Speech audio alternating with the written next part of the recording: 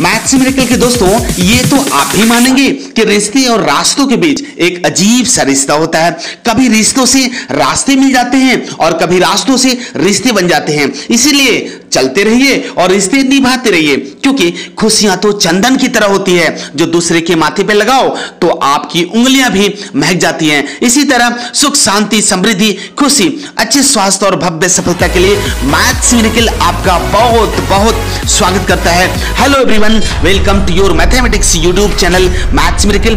Maths मिरेकल के info segment में आज हम बात कर रहे हैं कि भारत 15 मिनट के अंदर कितनी मिसाइलें दाग सकता है। तो आइए ये पूरा मामला मैथ्स मिरेकल पर समझते हुए चलते हैं। जैसा कि कुछ हफ्ते पहले ही खबर आई थी कि चीन अमेरिका को पीछे छोड़ दुनिया की सबसे बड़ी नौसेना बन चुका है। यानी कि वर्तमान में चीनी नौसेना में जितने युद्धपोत और पनडुब्बियां शामिल हैं, उतने तो अमेरिका के पास भी नहीं है। अब ऐसे में सवाल यह है कि क्या चीन की नौसेना अमेरिका की नौसेना से ज्यादा ताकतवर हो गई है?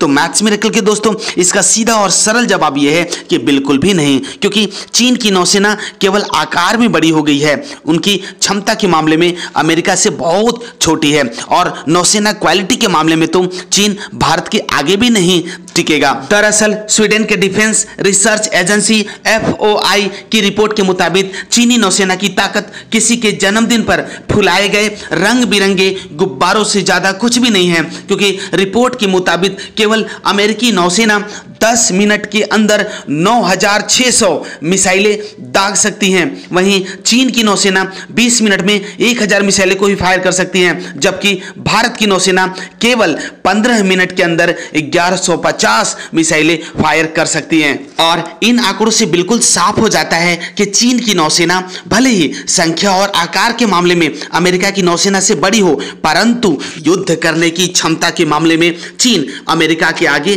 कहीं नहीं टिकता, जबकि भारत भी चीन से एक कदम आगे ही है। अब ऐसे में सवाल यह है कि चीन के पास अमेरिका से ज्यादा संख्या में हथियार होने के बावजूद भी चीन के फायर करने की क्षमता भारत के मुकाबले भी कम क्यों है? तो इसका सीधा जवाब यह है कि चीन के पास क्वांटिटी वाले हथियार है, जबकि भारत के पास क्वालिटी वाले हथियार है। इस बात को ऐसे समझा जाए कि भारत के पूरे 36 लड़ाकू जहाजों ने किसी बड़े मिशन को अंजाम देने के लिए उड़ान भरा, तो भारत के 36 लड़ाकू जहाज एक ही उड़ान में 144 मिशन को अंजाम दे सकते हैं। लेकिन दूसरी तरफ इसी लक्ष्य को चीन हासिल करना चाहता है, तो उसे अपने 144 लड़ाकू जहाजों को इसी काम पे लगाना पड़ेगा। यानी कि जिस काम को केवल भारत के 36 राफेल लड़ाकू जहाज कर सकते हैं, उसी काम को करने में चाइना को 144 लड़ाकू जहाजों की सहायता लेनी पड़ेगी, क्योंकि चीन के पास ऐसा कोई भी हथियार नहीं है जो एक ही उड़ान में 4 मिशन को